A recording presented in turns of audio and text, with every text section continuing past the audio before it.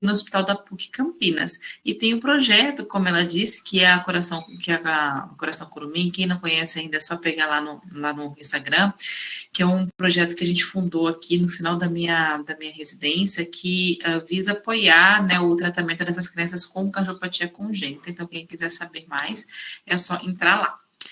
Bom, então, quando a gente fala sobre emergências cardiológicas em pediatria, né, a gente tem que entender que as crianças, elas são diferentes de adulto, né, a gente não vai encontrar lá na emergência doenças que a gente normalmente encontra em adulto. Normalmente, as emergências cardiológicas que a gente pega lá são frequentes, são mais frequentes naquelas crianças que tem já alguma cardiopatia de base. É muito mais comum, né, quando você pega alguma emergência cardiológica, você já ter ali uma criança que tem uma cardiopatia de base e que ela descompensou, tá? O que é diferente em adulto, porque na faixa etária adulto, idoso, a gente sabe que isso é muito frequente e eles não têm uma cardiopatia congênita aí de base. Para aquelas crianças que não são cardiopatas, a gente vai ver as emergências cardiológicas, né, em forma de arritmias ou de doenças inflamatórias. Agora a gente está com Covid aí, tem a SIMP, né, que é a doença inflamatória multissistêmica, tem distúrbios metabólicos, eletrolíticos, alterações endócrinas e renais, que podem também aí estar associada a alguma emergência cardiológica. Mas a grande maioria que a gente tem que aprender são aquelas que estão ligadas às cardiopatias congênitas. Eu falei para vocês na outra aula sobre o que são as cardiopatias congênitas críticas, porque elas que vão trazer para a gente, normalmente, alguma sequela ou crianças que vão estar frequentemente indo ao pronto-socorro. Só que as cardiopatias congênitas críticas, a gente tem que pensar que elas vão se apresentar, né, com uma emergência cardiológica logo no período neonatal. Aqui eu coloquei menor que 1 ano, porque se você pega a classificação até da American Heart Association do que é uma cardiopatia congênita crítica, são aquelas cardiopatias que precisam de uma intervenção até 1 ano de idade. Porém, o Ministério da Saúde, ele divide as cardiopatias congênitas críticas, aquelas que precisam de uma intervenção no período neonatal. As de 1 ano, a gente chama de graves. Então, aqui a gente vai envolver as duas, tá?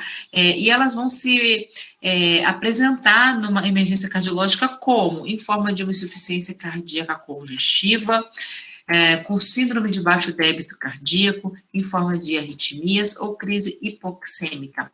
Então, quando você pegar, é mais para poder dar uma resumida, dar uma fechar a caixinha assim na cabeça de vocês, o que vocês vão encontrar no pronto-socorro de pediatria, ou então numa UTI neo, né, quando nasce, assim, de emergência cardiológica na faixa etária pediátrica. Vocês vão encontrar insuficiência cardíaca congestiva, um paciente com síndrome de baixo débito cardíaco, ou um paciente com uma arritmia, ou um paciente com crise hipoxêmica, né? Então, são emergências que a gente normalmente vê.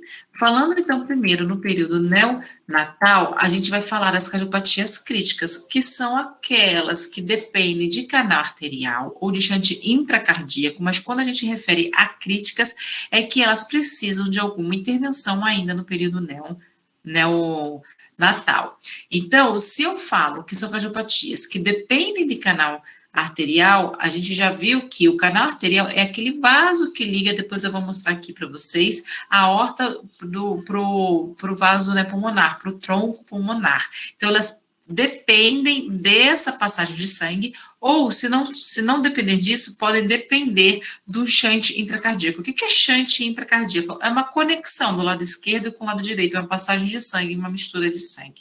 Então, são cardiopatias que dependem disso e vão precisar de uma intervenção logo no período neonatal. Então, para essas cardiopatias, é importante a gente ter o diagnóstico no período fetal, para a gente poder programar esse parto, evitar condutas muito tardias e evitar a descompensação do recém-nascido. A gente precisa de um diagnóstico precoce. E quando esse bebê nasce, eles precisam ter pelo menos uma retaguarda de UTI neo, tá? Senão ele vai para casa e isso acontece, não é infrequente, é comum esses bebês não terem diagnóstico no período fetal, irem para casa porque ainda nas 48 horas de vida que eles recebem alta, eles têm o quê? Eles têm o canal arterial aberto, eles têm o forame oval pérvio ainda, então tem essa mistura de sangue, tem o canal aberto, então eles não vão chocar. Quando começa a fechar, que eles fazem clínica de choque, ou é hipóxia, ou é baixo débito, e aí eles vão parar na emergência pediátrica. Por isso que a gente não pode dar alta e eles precisam de uma retaguarda de NEL. Quando eu falo, né, que a gente precisa, que eles são dependentes de canal arterial, deixa eu pegar aqui o apontador. É esse vaso aqui que liga o tronco da pulmonar com a aorta. Num recém-nascido cianótico, ele vai ter uma cianose diferencial, né? Pré-ductal, né? Que tá antes aqui a gente vai ver, ó. Aqui entra, tá? Aqui tá o exemplo aqui do vaso, do canal arterial. Ele vai entrar na aorta bem aqui, se você for ver por esse desenho, tá? Então, tudo que tá antes do canal arterial a gente chama de pré-ductal. Tudo que tá pós é pós-ductal. Tá? Então, a gente vai ter esse bebê cianótico, e aí o grau de cianose vai depender da cardiopatia congênita, e essa diferença de saturação do braço direito, que está aqui conectado à artéria subclávia direita, que é o pré-ductal, com os membros inferiores, também vai depender da cardiopatia dele. Mas lembram que alguns não vão dar essa diferença, tá? Quando não for dependente de canal arterial. Por isso que é importante de todo recém-nascido a gente fazer o teste do coraçãozinho, que eu já comentei com vocês também na outra aula. O que seria esse teste do coraçãozinho? Quem passar, gente, no alojamento conjunto, vai ver isso daí. Precisa. Todo bebê que nasce, ele não pode receber alta da maternidade sem ter esse teste do coraçãozinho, que é a triagem. Não faz diagnóstico, é uma triagem onde você vai ver se tem, né, você vai conseguir aí diferenciar aquelas cardiopatias críticas. É lógico que em alguns casos pode dar erro aí, pode dar um falso negativo, né, um exame normal, mas sendo uma cardiopatia crítica, a gente vê também. Mas a gente conseguiu, com essa triagem, evitar dar alta para muitas cardiopatias que podiam vir a óbito se fosse para casa. Então, o que a gente faz? Mede a saturometria, e eu gosto de repetir isso na aula, porque, assim, é um assunto básico que vocês vão ver no internato, vocês vão ver durante a formação acadêmica de vocês, e que é muito importante, e que vocês precisam saber para que serve. É simples, mas é super importante. Vai medir a saturação no braço direito, porque é a saturação pré-ductal, como a gente viu lá no esqueminha que eu fiz lá da horta, e um dos pezinhos, que é o pós-ductal. Se qualquer uma dessas medidas der menos que 95%, alguma coisa já está errada, tá? Agora, se um deu 98%, que é acima de 95%, mas o outro deu 90%, então essa diferença de 8 pontos é muito. Então, qualquer saturação, né? Se os dois forem menor que 95, já vai ser um teste alterado. Ou tiver uma diferença maior ou igual a 3 entre as medidas, já tem que acender uma luz, porque é um teste alterado. Se for um teste normal, você vai mandar para casa, tá? A não ser que ele tenha um sopro, uma área cardíaca no raio-x aumentado, for muito cansado, mas a saturação boa, não importa. Se ele tem clínica de cardiopatia, você tem que só dar alta quando tiver diagnóstico. Mas esse teste de triagem vai ajudar a gente a pegar aqueles bebês que ainda não estão descompensados, mas tem uma cardiopatia crítica. Então, deu alterado esse exame, você vai repetir em 1 hora esse mesmo teste. Deu normal, você pode, se não tiver nenhum outro sintoma, mandar ele de alta e fazer o segmento neonatal de rotina.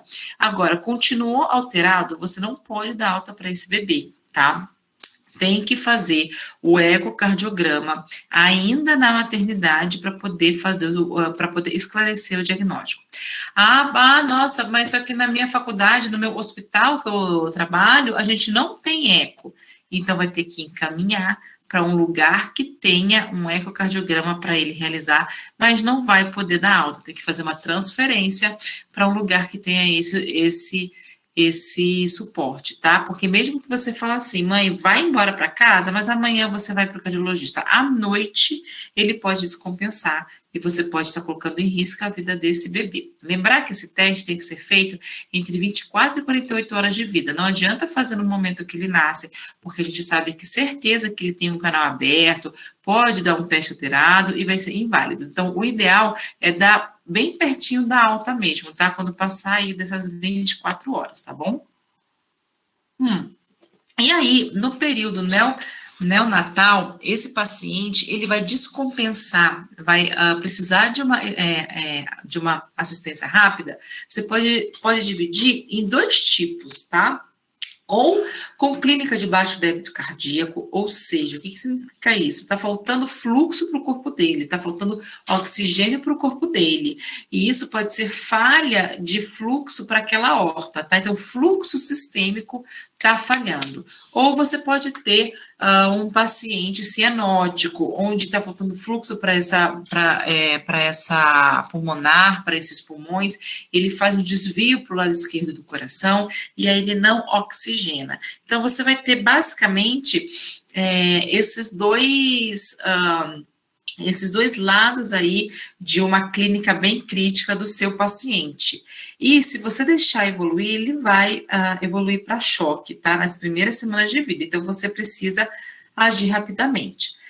Lembrar que no período neonatal, quando a gente tem, principalmente, a clínica de baixo débito cardíaco, ele pode ser confundido com infecção. Toda vez que eu vou avaliar um recém-nascido, que eles estão suspeitando de uma cardiopatia congênita, a maioria deles já está fazendo uso de antibiótico, porque eles fazem uma clínica feia de infecção. E aí, para quem trabalha em UTI neo sabe que a infecção vai dar choque, vai dar malperfusão, eles param de urinar. Então, se confunde muito mesmo a clínica. E aí, você vai ter que descartar. Tá? Só que sempre quando você tiver essa ou essa clínica, você está no hospital, numa UTI neonatal que não tem ecocardiograma, mas tem daqui a 2 dias, você vai suspeitar dessas 2 coisas, infecção e cardiopatia congênita, mas não descarte a cardiopatia congênita. Pensa no que você pode fazer para ele enquanto não tiver o diagnóstico, tá? Porque é uma coisa que leva a uma falência desse coração, que leva a uma falência desse débito cardíaco muito rapidamente, se você estiver diante de uma cardiopatia crítica. Então, a gente vai ter esses 2 extremos, a síndrome de baixo débito cardíaco, quando a gente tem aquela cardiopatia que falta o fluxo sistêmico, né? E aí você vai ter como clínica, pensa assim, o coração não está mandando, é baixo débito cardíaco, então o coração não está mandando um volume sistólico suficiente, com nutrientes suficiente, com oxigênio suficiente. Então, ele vai ficar taquicárdico, porque a primeira coisa que o nosso corpo, que o nosso coração faz, quando vê que o coração não está mandando o débito direito, ele vai fazer o quê? Ele vai contrair mais, porque ele vai querer jogar mais fluxo para frente. Então, a taquicardia, isso para qualquer pessoa, inclusive adulto, taquicardia é o primeiro sinal de baixo débito que você vai ver precoce nesse paciente. A palidez, pulso fino, piora da perfusão, né, que você aperta e aí a perfusão ela está lentificada, queda da pressão, queda da diurese, a alteração do nível da consciência, isso tudo vai ser muito mais tardio. Nunca, isso serve para recém-nascido, para qualquer choque que vocês virem em criança, nunca esperem a pressão cair. Quando a pressão cair, quando a PAM estiver caindo, é porque ele já está numa fase mais avançada aí desse débito cardíaco baixo. Não se guiem muito, lógico, a gente sempre seguia pela pressão, né, pela PAM, que é a pressão arterial média, mas não espere ela cair para você tomar uma conduta. Acende aí a luzinha, a sua curiosidade, quando tiver taquicárdico. Você perceber que tem uma taquicardia diferente, muito mais do que você estava esperando, pode ser sinal de baixo débito. E aí, quando já tiver queda da diurese, alteração da nível de consciência, ele vai evoluir para choque, e esse que vai ser o final, né, a evolução para choque. Quando você tem um paciente cianótico, e aí você vai ter aquele cardiopata de baixo fluxo pulmonar, com desvio do sangue do lado direito para o esquerdo, o que vai acontecer? Você vai ter, a cianose é a baixa saturação de oxigênio no sangue. Você vai ter uma queda importante dessa saturação. Então, você vai ter uma hipoxemia sustentada. O que o seu corpo faz? Ele vai começar a trabalhar de forma com um metabolismo anaeróbio, né? O lactato, não sei se vocês já ouviram falar, porque o lactato sérico é uma substância que a gente consegue medir, né, no sangue. Ele vai aumentar como resposta desse metabolismo anaeróbio. Você vai ver que o lactato vai estar aumentado. E aí você vai ter um paciente com uma acidose metabólica. Você vai colher a gasometria dele e já vai estar em acidose metabólica como consequência desse aumento de lactato, que foi consequência dessa hipoxemia sustentada. E aí, o coração, ele vai tentar compensar, mas ele vai chegar a uma falência e vai acabar evoluindo para choque. Ou seja, o que eu quero trazer para vocês, as cardiopatias críticas, se você não der assistência, e se não conseguir melhorar esse débito cardíaco, se não conseguir fornecer o oxigênio necessário para essa criança, dos dois extremos, eles vão evoluir para onde? Para o choque. Essa criança vai chocar. Então, é lógico que eu estou falando de um recém-nascido que está numa UTI NEO, mas com frequência, como aqui o assunto são as emergências cardiológicas que a gente vai ver no pronto-socorro, esse paciente pode ter ido de alta para casa e vai chegar no seu pronto-socorro chocado. Então, você precisa pensar, recém-nascido, está lá com 12 dias de vida, chegou chocado no pronto-socorro, não se esqueçam da cardiopatia congênita, porque a chance de ser é alta, tá? Bom, nesses pacientes que você está suspeitando de uma cardiopatia crítica, não tem o diagnóstico, não importa, tem prostaglandina, no seu hospital, ligue a prostaglandina. Ah, mas eu não sei se é infecção, então eu vou entrar com droga. Se tem, liga. Porque se for, você já vai estar salvando a vida dele. Chegou o eco ali, horas depois, ou no dia seguinte, fez o eco e viu que não é cardiopatia, desliga. Eu sei que a prostaglandina é cara, mas não tem outro jeito de você melhorar a sobrevida dessa criança se você não ligar a prostaglandina. Mas o que é prostaglandina? Prostaglandina é uma substância que a gente produz, tá? Que lá no feto, a placenta ela vai produzir. Ela mantém o canal arterial aberto. Quando nasce, algumas coisas acontecem que diminui a prostaglandina do sangue desse recém-nascido, e aí a falta dela vai fazer, é uma das coisas que faz com que esse canal arterial feche. Tá? E aí, nesse fechamento que ele vai chocar. Então, se você tem essa prostaglandina exógena, que o nome comercial é Alprostadil ou Prostin, você começa a colocar no sangue desse paciente como medicação de uso contínuo, esse canal fica aberto. É essa conduta que a gente tem diante das cardiopatias críticas que são dependentes do canal arterial. Nasceu, cateteriza o umbigo, coloca a prostaglandina correndo na veia, no sangue desse bebê até ir para a cirurgia. Então, se chegou no pronto-socorro, a chance de você querer abrir um canal é fazer isso, fazer um push aí de prostaglandina e deixar em contínuo, mas já vou avisando que o pronto-socorro a gente nunca tem prostaglandina, você só vai encontrar lá na UTI, não, precisa encaminhar para a UTI para poder instalar. Inclusive, para quem me segue lá no Instagram, que eu sempre fico assim, colocando coisas, hoje o post foi exatamente sobre a prostaglandina. Outras coisas, e aí a gente tem que obedecer o ABCD, né, sempre. Então, chegou esse paciente, eu ainda estou falando do período neonatal, você vai ter que fornecer O2, né, o suporte ventilatório, o fornecimento de O2, ele é primário, mesmo que seja cardiopatia congênita, ele é dependente do canal arterial, você vai dar o oxigênio, ele não vai melhorar muito, porque se a causa daquela cianose for uma cardiopatia, for por shunt intracardíaco, não adianta você fornecer oxigênio, porque não vai ter essa mistura de oxigênio dentro desse coração. Só que ele vai te dar um suporte. O oxigênio, ele é mandatório você colocar sempre quando você vê uma criança chocada.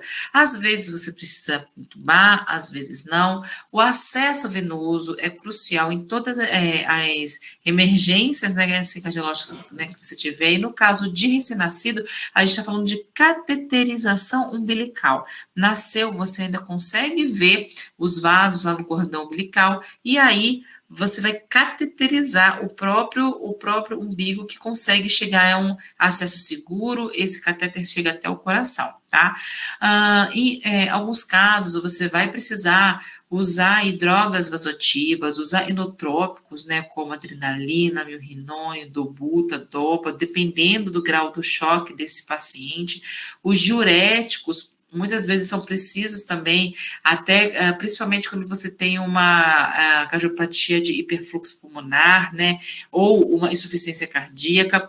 Lembrar de manter sempre hematócrito alto para esses pacientes, porque a hemoglobina, ela é que carrega o oxigênio, então você não pode deixar esses pacientes com uma hemoglobina baixa. E fazer o controle hidroeletrolítico e o controle ácido básico, que isso é importante diante de qualquer choque, de qualquer, né, assim, emergência pediátrica que a gente tiver.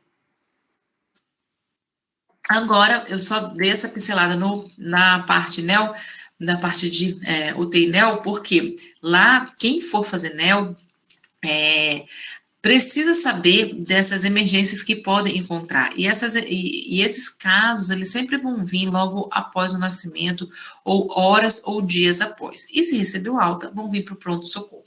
Então, toda vez, né, que chega um cardiopata no pronto-socorro, a gente sabe, e isso não é de vocês alunos, de vocês residentes, isso é para o pediatra geral mesmo.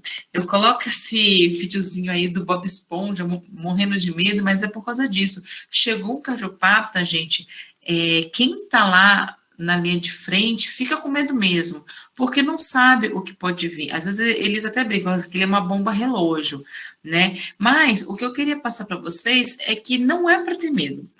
Vocês sabem medicina, ou se não sabem ainda, vocês vão fazer até chegar nesse nível de atender sozinho lá no pronto-socorro, e a gente tem que sempre estabelecer aquela regra, né, que é do ABCD, para a gente poder, para qualquer criança, e não vai fugir para o paciente cardiopata, tá? Porém, pro cardiopata, o que é importante a gente saber para depois refinar esse tratamento e saber o que esperar dele. A gente precisa saber a anatomia dessa cardiopatia que o paciente está chegando lá no pronto-socorro.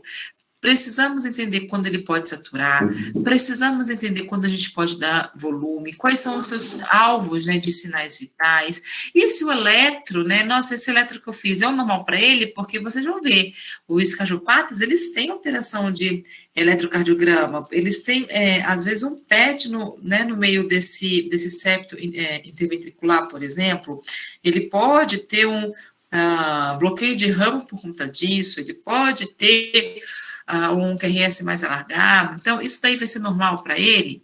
A gente precisa entender. A gente pode dar, aqui de novo coloquei, você pode dar, né, volume, por quê? Porque é uma dúvida frequente mesmo para o pediatra que está lá. Todo mundo tem medo de dar volume para cardiopata, mas não é para ter, a gente tem que dar em alíquotas menores. Mas sim, a gente tem que respeitar aquela sequência que vocês vão fazer para qualquer criança que não seja cardiopata, para faixa etária pediátrica, vai seguir para eles também. O volume, tem uns que precisam de volume. Hoje eu não vou entrar aqui no mérito, né, dessas emergências, porque senão fica uma coisa muito pesada para vocês, de crianças que já fizeram cirurgia, e aí é muito assim, específico, qual que eu posso, né, dar assim, volume, qual que eu não posso, o que vai ter de específico, mas aqui o intuito é mostrar para vocês que não é para ter medo desses pacientes com cardiopatia congênita, faça o que vocês estão acostumados na pediatria, mas, se possível, entenda a anatomia. Isso eu acho que é uma coisa que eu vou falar para vocês. Eu não tive na minha faculdade, na minha residência de pediatria, a gente acabou tendo pouco mesmo, porque não era uma faculdade que fazia muita cirurgia cardíaca, mas aos poucos a gente vai ver como que é importante quem fizer pediatria entender pelo menos a anatomia das principais cardiopatias congênitas para perder esse medo de tratar o paciente cardiopata, tá? Bom, então, aqui eu vou trazer para vocês as cardiopatias congênitas mais comuns, né? Como que a gente consegue dividir as cardiopatias congênitas? A gente sempre, foi o que eu falei lá no início da aula, a gente vai ter aquelas cardiopatias críticas que são dependentes de canal arterial ou aquelas que se apresentam com cianose também. Mas dessas, né, que a gente fala que é dependente de canal arterial, a gente já sabe que tem que ligar o Proxim, que é a prostaglandina exógena. E essas crianças vão ter intervenção ainda no período neonatal de alguma cirurgia ou algum procedimento hemodinâmico. Algumas vão passar, inclusive, por cirurgias paliativas. O que são cirurgias paliativas? É um degrau que eles sobem lá do tratamento para depois chegar no degrau final, que é a cirurgia curativa. Então, ela vai fazer uma cirurgia X, aqui eu coloco o nome, né, que é o bleilo, que tá os sintomas, Norwood, tem o Glenn também, bandagem da artéria pulmonar, são cirurgias paliativas que você depois espera para no final, quando eles forem um pouquinho maior, ali com alguns meses ou alguns anos, fazer a cirurgia corretiva total. Esses bebês aqui, tá? Eles vão para casa. Eles vão para casa, vão depois fazer a cirurgia com 6 meses de idade ou com 7 meses de idade e voltam no pronto-socorro para vocês. Então, essa cirurgia seria interessante vocês saberem depois, quando forem mesmo da plantão em pronto-socorro, e principalmente, porque isso também é muito válido, em hospital, que faz cirurgia cardíaca. Eu vou dar um exemplo para vocês aqui em Campinas, como eu trabalho na Unicamp e na PUC. Os dois hospitais são referências de cirurgia cardíaca. Então, quando os nossos pacientes têm qualquer problema, para onde eles vão? Para o pronto-socorro desses dois hospitais. Mas no pronto-socorro não fica cardiologista. E não é um hospital 100% cardiológico, como vocês veem em São Paulo às vezes, que aí quem está no pronto-socorro entende tudo das cardiopatias. Então, nos nossos pronto-socorros aqui ficam pediatras gerais, não tiveram formação de cardio, não sabem quais são as cirurgias. Às vezes eu falo, fez uma cirurgia de bleilo que tem que fazer isso, eles não entendem. É essa cultura que a gente tem que mudar um pouco, pelo menos para aqueles pediatras que vão trabalhar nesses hospitais que tem cirurgia cardíaca, porque vai ser a referência daquele paciente. E entender o que foi feito vai fazer diferença na hora de você cuidar desse paciente quando chega no pronto-socorro, tá? Então, eles vão vir para vocês nesse pronto-socorro e a gente precisa saber manejar um pouco esses casos. Os outros, que não são aquelas cardiopatias críticas que eu falei no início da aula, são cardiopatias que, ele é cardiopata, mas vai para casa, que é a grande maioria. Aqui é 25% de todas as cardiopatias. Aqui é 75%. Então, são assim, cardiopatias que só vão dar, né, assim, sintomas depois, mas tem aquelas que vão dar ainda na primeira infância muito sintoma e que eles vão precisar fazer cirurgia. Essas, elas vão descompensar, vão ser cardiopatias que vão se apresentar com insuficiência cardíaca, qualquer resfriado, gripe, febre, pneumonia, diarreia pode descompensar a cardiopatia. E aonde que eles vão? Agora eles vão com certeza viver no pronto-socorro. E o próprio pediatra que toma conta dessas crianças precisa entender pelo menos um pouco do que se trata essa cardiopatia e como que ela pode se apresentar, tá? E aí, quais são essas cardiopatias, então, que eu estou falando? É uma CIV, que é uma comunicação interventricular grande, que ela já vai dar sintoma quando ele for beber, ou é um defeito de septo atrioventricular total, que é a cardiopatia mais comum da síndrome de Down, ou é um troncus arterioso, ou é uma tetralogia de Fallot, porque a tetralogia de Fallot, ela está aqui, né, mas ela não é canal dependente, que possivelmente não. Então, assim, são cardiopatias que você vai operar ainda na primeira infância e até você fazer a cirurgia, eles vão bater lá no pronto-socorro toda vez que tiver alguma infecção, porque descompensa esse coração e a cardiopatia, tá? Então, eles vão chegar com insuficiência cardíaca congestiva, com crise de hipóxia, ou com arritmia, ou com uma disfunção cardíaca, ou até mesmo para tratar outras coisas que não tenham nada a ver com o coração. Pegou uma infecção de urina, quebrou um pé, né? Então, eu falo isso porque até quando chegam no pronto-socorro esses pacientes, por conta dessas outras coisas, de uma infecção de urina, porque torceu o pé, tal, eles chamam a gente para poder avaliar por que é cardiopata. Eu entendo que é um paciente que traz medo, mas a gente tem que lembrar que, por exemplo, numa infecção de urina, tudo bem que pode descompensar um pouco a parte, né, cardiológica, porque ele está numa infecção, mas você vai ter que tratar a infecção de urina como de qualquer outra criança, tá? Então, a gente tem que realmente tomar cuidado com esses pacientes cardiopatas, com infecção geral, principalmente as infecções respiratórias, porque o pulmão e o coração trabalham muito junto, e porque ele pode descompensar a cardiopatia de base.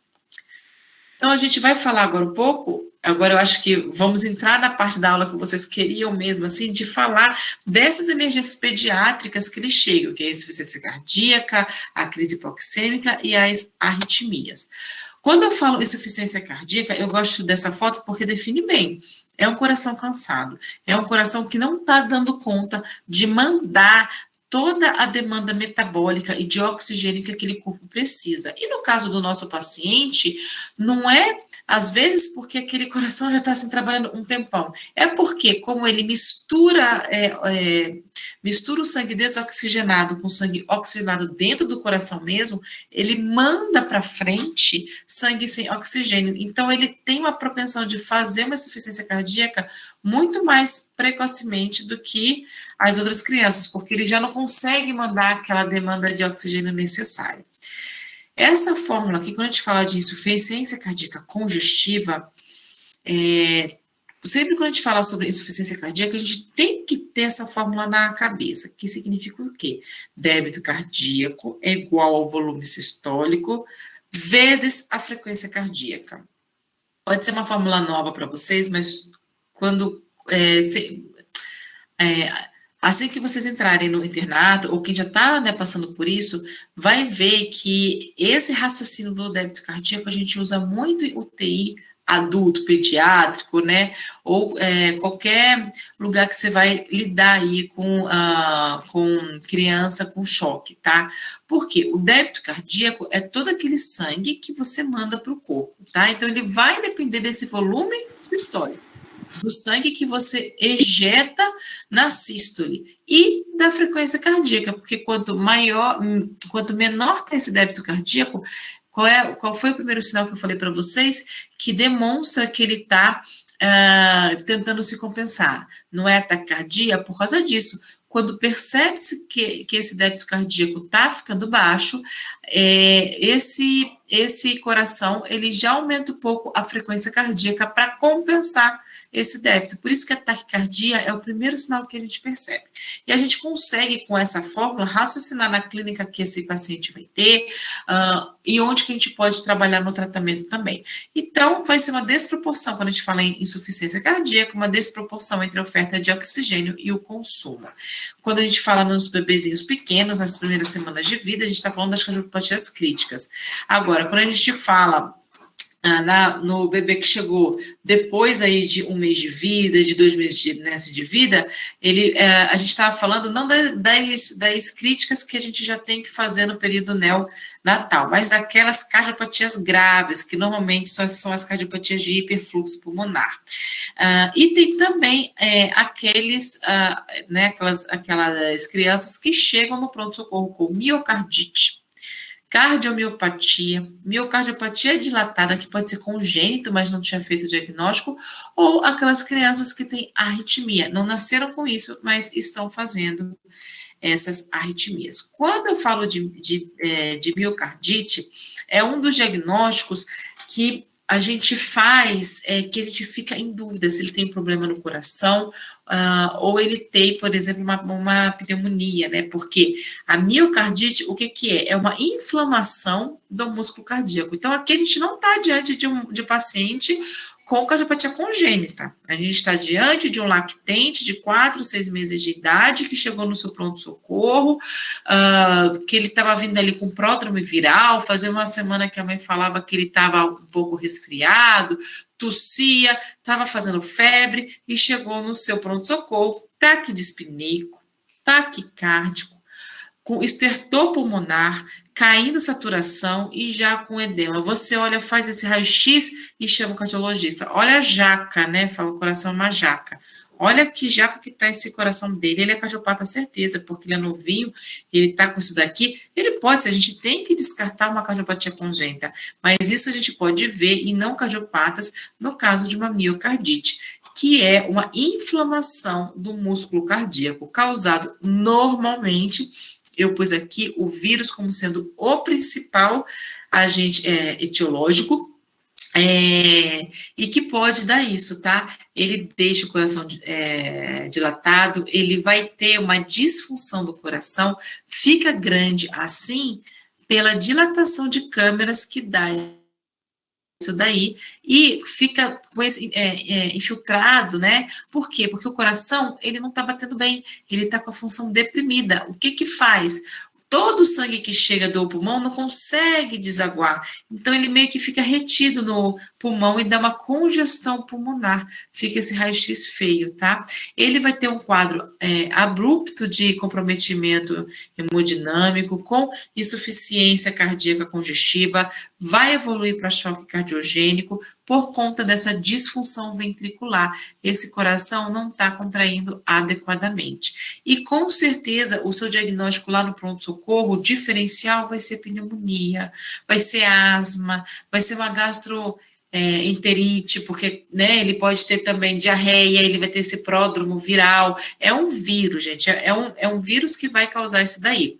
O seu diagnóstico, você vai fazer com o ecocardiograma, porque você vai ver uma função cardíaca diminuída, essa dilatação de câmeras, o diagnóstico mesmo, que é fundamental assim, né, que ele vai fazer com certeza, é a biópsia, mas isso é muito complicado, não tem, só tem grandes centros assim especializados. Aqui na Unicamp City a gente não consegue fazer, lá na PUC também, principalmente quando é bebê. Então, se você tiver um raio-x e um eco, você já consegue guiar o seu caso e fazer, né, e com essa história fazer o diagnóstico aí de uma miocardite. E isso muitas vezes vai ser confundido com pneumonia.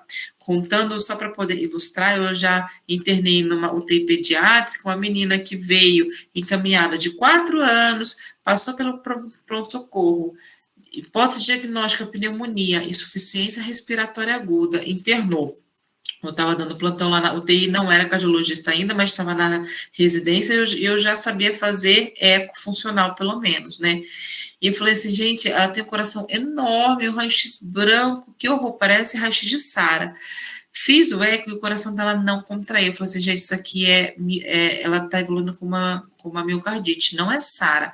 A gente fez o tratamento, a gente deu o furosemida, ou seja, tratou essa insuficiência cardíaca, o raio-x limpou, mas ela estava realmente com uma miocardite. Então, você consegue fazer o diagnóstico diferencial assim, dando furosemida, limpando esse pulmão, porque se fosse pneumonia, não ia limpar o pulmão só com a furosemida, né? Ele ia ter realmente um infiltrado inflamatório nesse pulmão, tá bom? Então, a clínica da insuficiência cardíaca vai ser essa, taquidispneia por conta do infiltrado pulmonar, desse edema pulmonar, taquicardia, né, porque o coração vai estar tentando aí mandar para frente o débito cardíaco, e aí começam as outras clínicas que são mais tardias. Vai ter uma irritabilidade, uma sudorese, uma limitação física, que é o cansaço, quando for de criança maior, perda de massa muscular, que aí é o baixo ganho de peso desses pacientes, hepatomegalia, cardiomegalia, pode ter um edema periférico, ortopneia, uma dispneia paroxística noturna em crianças mais velhas, né? E a PA pode estar reduzida Lembrando que essa alteração de PA, ela pode ser mais tardia. De exames laboratoriais, a gente tem que descartar infecção, tem que ver tem que descartar um distúrbio eletrolítico, né, metabólico, ver como ficou essa função do rim. A função renal, gente, ela é importante para a gente, por quê? Porque vai mostrar para a gente se esse débito cardíaco tá bom ou não. Se tiver alteração de função renal, ou então alteração de função hepática também, pode mostrar para a gente que esse débito não está muito bom, esse débito cardíaco. Na gasometria arterial, a gente vai ver aquele lactato, que é o exame que eu falei para vocês, que ele está aumentado, se por acaso tiver em metabolismo anaeróbio, né, sem oxigênio necessário. Eletro, ele é sempre bom para guiar a gente para ver se tem alguma sobrecarga de câmeras, no caso de uma dilatação. O raio-x, vocês já viram que é extremamente importante para esses pacientes. O eco, se você tiver disponível para ver grau de disfunção ventricular, se tem alguma cardiopatia congênita associada ou não. A ressonância e o CAT são duas outras que aí já é um pouco mais avançado, que você vai ter só em serviços maiores, mas que vão fechar aí muitas vezes o diagnóstico, principalmente se for de miocardite, tá? Aqui é só para falar para vocês o seguinte, lembrar, né, que uma insuficiência cardíaca que tá evoluindo para choque, a gente vai ter um aumento de lactato, e se você tem aquele paciente que já está lá na UTI, que tem um acesso central, e você consegue medir a saturação venosa central, que é do átrio direito, ela vai estar diminuída. Mas uma coisa que vocês podem fazer no pronto-socorro, se tiver disponibilidade, é coletar, né, o ProBNP, que é o peptídeo natriurético, que se ele tiver aumentado, você pode aí confirmar que é causa cardiológica, que ele está tendo essa descompensação e não causa pulmonar, tá bom? Então, sempre diante de uma insuficiência cardíaca, de uma descompensação cardíaca, você vai ter esse ProBNP aqui aumentado, tá bom? E tanto lactato quanto a saturação venosa central, e aí já é mais a nível na medicina intensiva, né, dentro de uma UTI, a gente usa eles para poder avaliar a extração de oxigênio e o débito cardíaco, que aí eu acho que é uma coisa mais avançada para vocês. Então, lembrando aqui daquela fórmula que o débito cardíaco é o volume sistólico versus a frequência cardíaca, você precisa, para melhorar o débito cardíaco, ele depende da pré-carga, da pós-carga e da contratilidade. Então, para tratar essa insuficiência cardíaca, a gente precisa atuar na pré-carga desse coração, na pós-carga desse coração e na sua contratilidade. E você vai fazer isso quando você está falando da pré-carga, usando diurético, fazendo restrição hídrica, usando vasodilatadores venosos, fazendo a diálise peritoneal, e no caso de uma ventilação mecânica, você usa PEP em valores mais baixos. Isso tudo para poder ajudar a pré-carga. A pós-carga, lembra que a força, né, que aquele coração está indo contra. Então, se o coração ejeta esse sangue para frente, ele tem que, para poder ser mais fácil para ele tem que ter uma pós-carga menor, porque se ele tiver uma pós-carga alta, cada vez que ele for contrair, ele precisa de uma força maior. Então, aqui, quando a gente fala de pós-carga, a gente está falando de vasodilatadores arteriais, né? Você quer vasodilatar aquele vaso, aquela aorta, para ir o sangue com maior facilidade. Então, se você tem um paciente que está estável, que está ali no seu ambulatório, porque no ambulatório vocês não vão, né, pegar, mas vocês vão pegar lá no pronto-socorro. Ele já vai estar usando, por exemplo, o captopril, enalapril, que é um vasodilatador VO. Então, os pacientes estáveis, a gente usa a medicação VO, e eles vão reduzir essa pós-carga. Reduzem também a pré-carga, né? Mas ele vai atuar mais nessa pós-carga. Reduz o estresse cardíaco e aumenta a sobrevida do paciente, mas aí quando a gente está falando do captopril. Quando você tem um paciente que já está instável, que já está em choque, você tem que pensar em drogas vasoativas, drogas que a gente usa na veia, né? Então, daí a gente vai usar o Nipride, que ele é um vasodilatador sistêmico muito poderoso, e a nitroglicerina, tá bom? Então, são formas de você atuar na pós-carga. Na contratilidade, que aí é o terceiro ponto que você atua no débito cardíaco, aqui eu coloquei primeiro o carvedilol, que lembra que o débito cardíaco é volume sistólico versus frequência cardíaca. E a primeira coisa que eles fazem é acelerar. Quando o coração está bem acelerado assim, você não deixa o coração encher de sangue, não dá tempo, né? Ele está batendo tão rápido que não dá tempo dele encher para depois ejetar. Você tem que dar uma chance para esse coração encher. Por isso que em muitos pacientes a gente usa a nível ambulatorial mesmo, o carvedilol, um beta-bloqueador, para ele controlar essa frequência cardíaca que está mais acelerada pela insuficiência cardíaca e dá tempo da diástole encher e ele jogar para frente, tá? Mas ele não é inotrópico, tá bom? É só para controlar essa frequência cardíaca. Ele não vai mexer na contratilidade, mas sim no controle da frequência cardíaca. E tem as medicações que a gente vai usar para contratilidade mesmo. Por exemplo, o levosimendan. É uma droga que acho que vocês nunca devem ter escutado falar, porque ela é uma droga cara, não é todo lugar que tem, mas nos grandes centros, e eu falo grandes centros quando eu falo assim é São Paulo, porque aqui em Campinas também, Campinas, nos dois hospitais é um sufoco conseguir liberação para essa medicação, tá? Mas é uma medicação que ela vai atuar no cálcio. E aí tá uma informação importante para vocês, né? Para não ficar tanta coisa assim, mas é legal vocês saberem que o cálcio, gente, ele vai atuar, o cálcio iônico, tá? Ele vai atuar diretamente na contração do músculo cardíaco.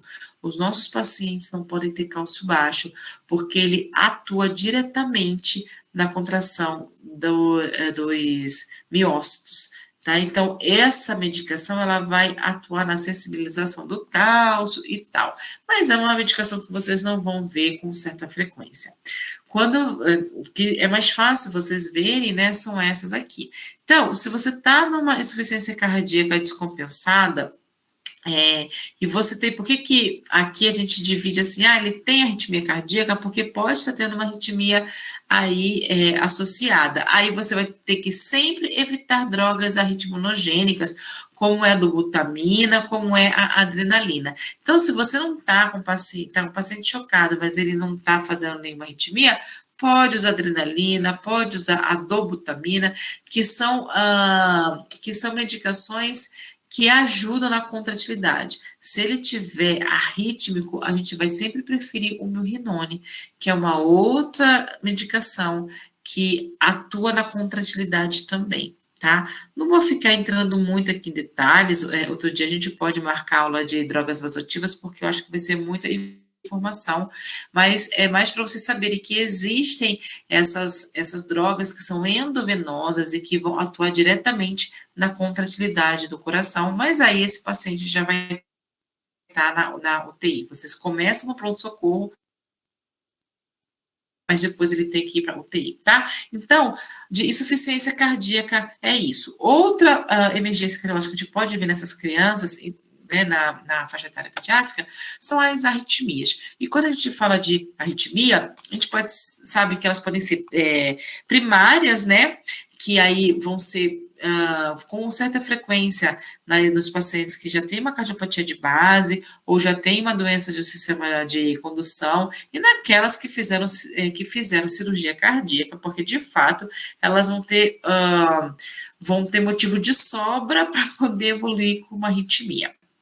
Mas tem aquelas arritmias que são secundárias a alguma coisa. Então, por exemplo, o paciente teve uma diarreia e um vômito o dia inteiro, ele teve um distúrbio eletrolítico e ele evoluiu para arritmia. Isso pode acontecer. Você vê em crianças previamente ístidas, tá? Se for muito grave. Aquela criança desnutrida, aquela grave, né, pode ter isso também, ou uma criança que ela foi afogada, e aí ela evoluiu com uma hipoxemia, e depois arritmia, uso de drogas, sepse, tudo isso pode causar uma arritmia nesse paciente que chega no pronto-socorro, tá? Então, começando com as bradiarritmia, esse é o ritmo mais comum numa situação pré-parada cardiorrespiratória na criança. Pode vir com sintomas associados, com cefaleia, tontura, síncope, fadiga. E tem, assim, alguns sinais de alerta, né? Se você está diante de uma bradicardia, que não tem nenhum outro sintoma associado, que ele está estável, é uma bradicardia sinusal, tá ok para você. Mas se é uma bradicardia que está com sinais de choque, com hipotensão, com perfusão lentificada, né, que não está perfundindo órgãos-alvos, tem alteração do nível de consciência, tem colapso súbito, você está diante de uma bradicardia sintomática e isso precisa ser tomado conduta rapidamente. A gente fala de bradicardia primária quando aquela bradicardia é decorrente de problemas intrínsecos do marcapasso do coração.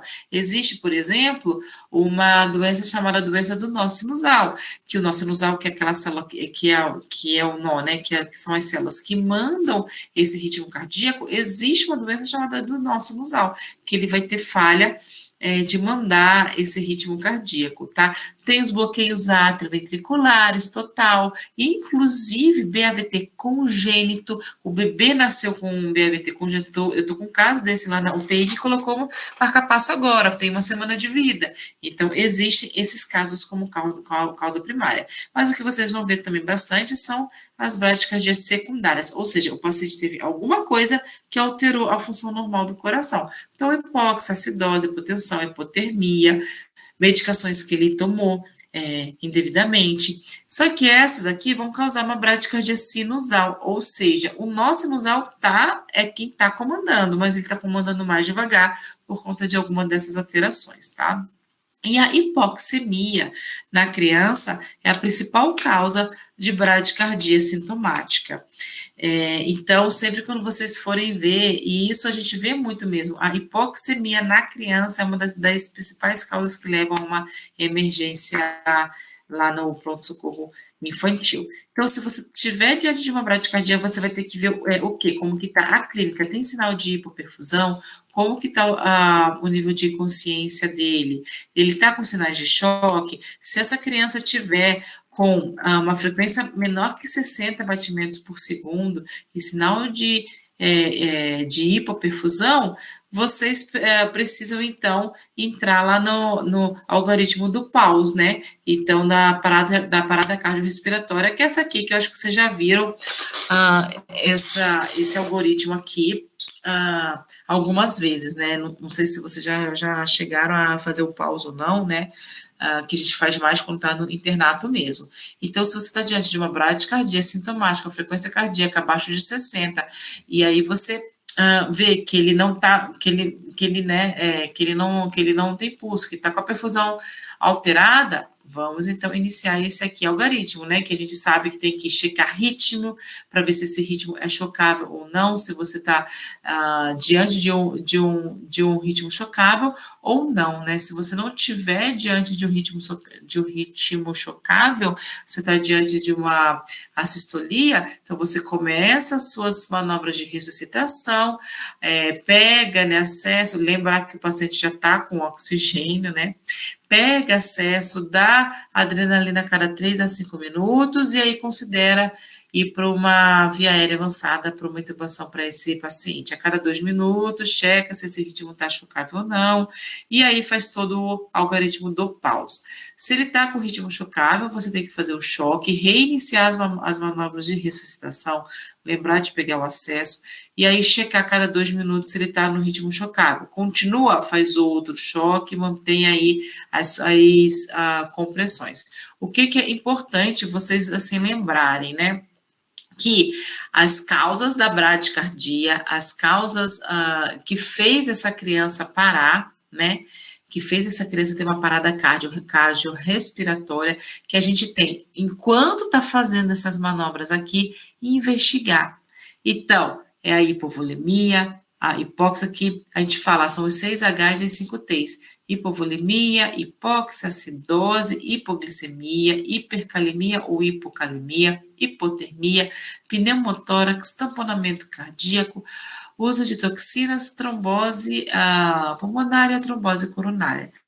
Tá? Então, a gente tem que afastar essas causas, porque se você não tratar, você não vai conseguir tirar essa criança da parada cardiorrespiratória.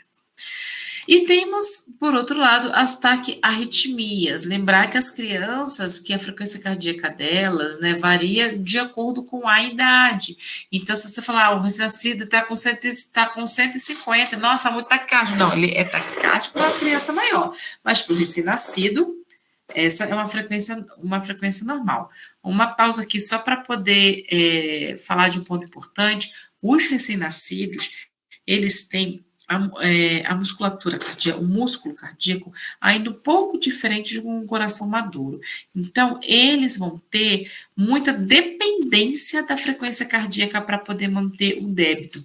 A gente tem que manter a frequência cardíaca desses recém-nascidos um pouco mais elevado, principalmente se ele estiver, por exemplo, diante de uma infecção, que você sabe que o corpo dele vai precisar mais desse sangue.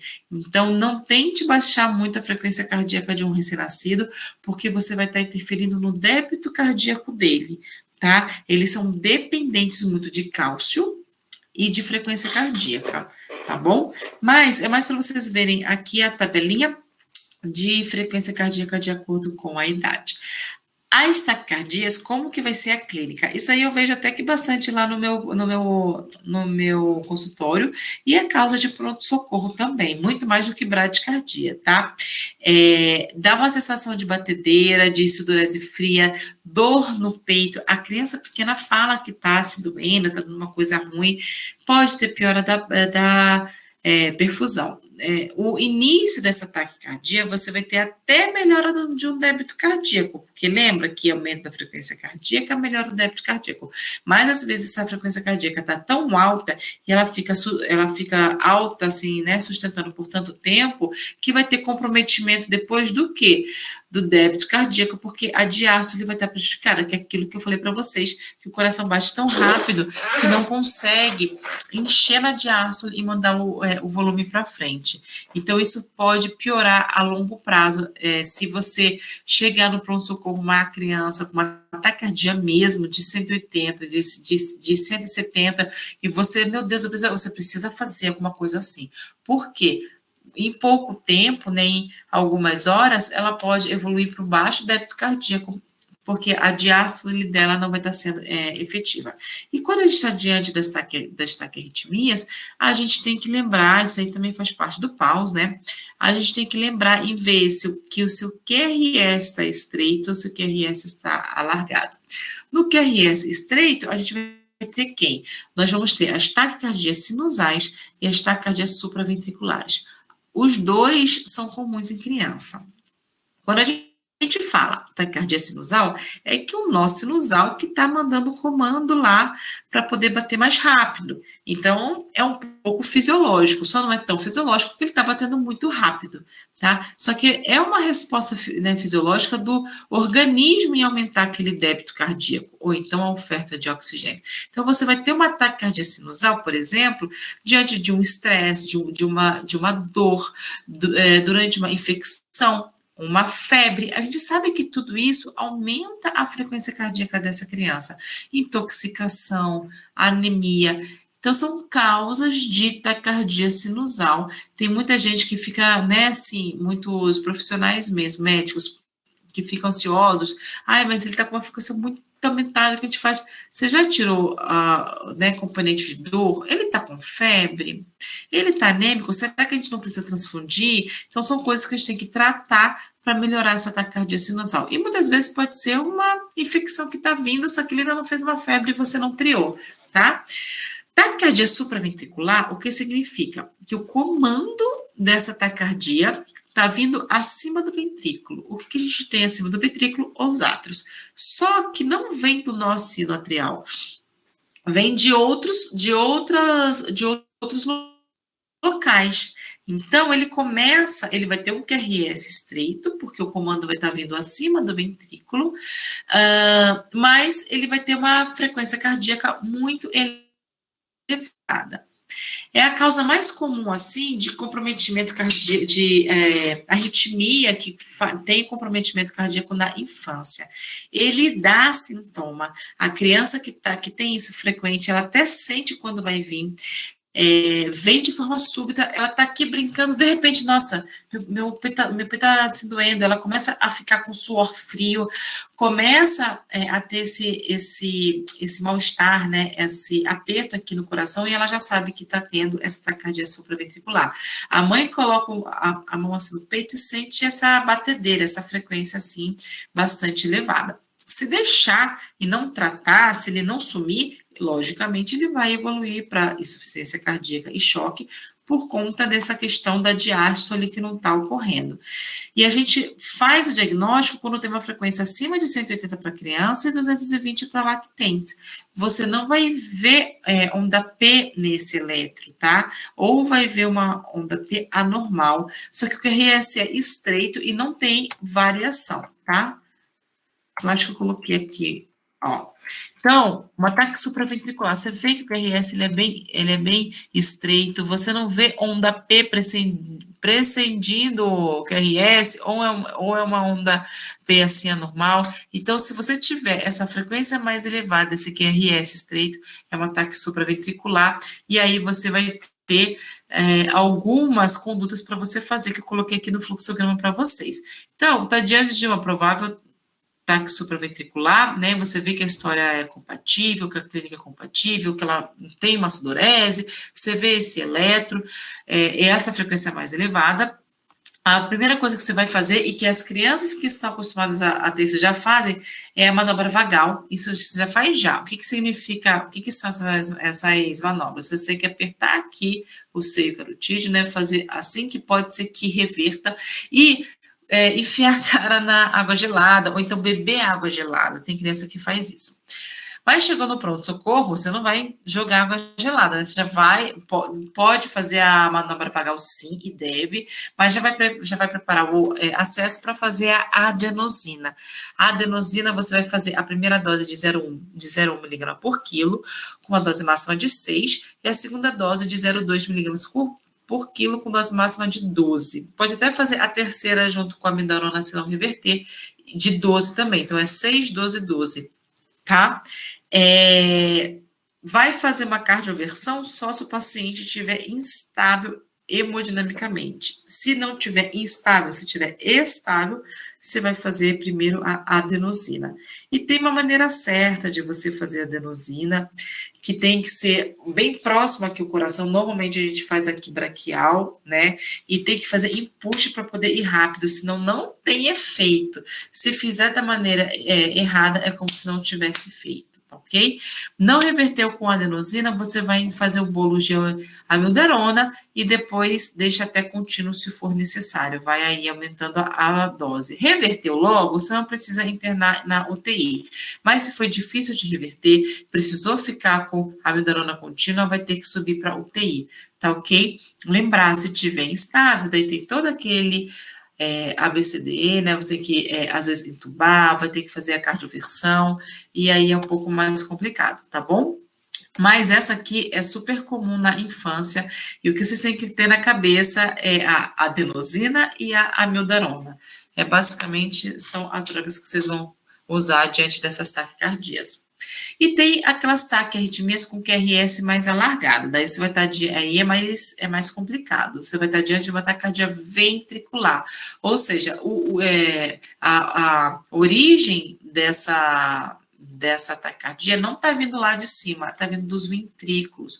Isso causa uma dissincronia atrioventricular, que prejudica muito o débito cardíaco. Graças a Deus é incomum nas crianças, porém nas cardiopatas não, né? As crianças que têm cardiopatia congênita, que já passaram por cirurgia cardíaca, têm mais propensão a ter essa taquicardia ventricular. E tem as outras arritmias, que é a síndrome do QT longo, a miocardite, os distúrbios eletrolíticos e as intoxicações que podem causar isso daí. A frequência vai ser elevada, o QRS vai ser alargado, a onda P vai ser ausente, porque a onda P é a contração atrial, ela não está tendo estímulo da onde? Do ventrículo.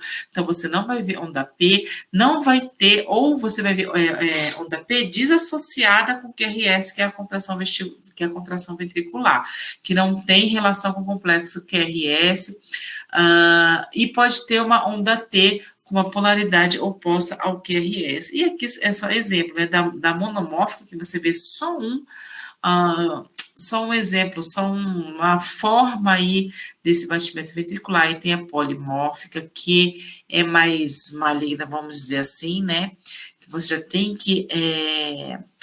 que intervir, que é a torsade de points, que pode evoluir com mais facilidade para uma parada cardiorrespiratória. Mas as duas, você tem que tomar conduta rápida. E aí seria também o algoritmo do Paus, né? Você está diante de uma taquicardia. A primeira coisa que você tem que ver se essa taquicardia, né? Qual é a duração desse QRS? Se é um QRS curto, que aí você vai estar diante de uma provável taquicardia sinusal, ou então supraventricular, como eu falei para vocês. Se for um QRS curto com uma taquicardia sinusal, tem que lembrar de tratar a causa base. Se for um QRS curto com um ataque supraventricular, fazer a manobra vagal e lembrar da adenosina e da amiodarona. Se for um QRS alargado, possivelmente está diante de uma taquicardia ventricular, você tem que ver se ele tem comprometimento cardiopulmonar, hipotensão, hipoperfusão ou sinais de choque. Se sim, direto para a cardioversão. Se não, considere fazer adenosina, medicação EV, como, por exemplo, a amiodarona, tá? Ou a procainamida. Então, vocês vão ver que a adenosina e a amiodarona, elas vão ser salvadoras aí diante das nossas arritmias. No pós-operatório, aí já é outra história, eu acho que não é um papo para hoje, mas a gente usa bastante a amiodarona para controlar o ritmo cardíaco, tá ok? Mas no pronto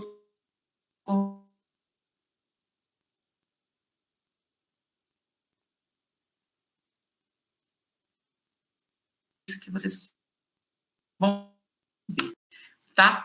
Então, na taquicardia sincronizada, né, de meio a 1 joule até 2 joules aí na segunda cardioversão.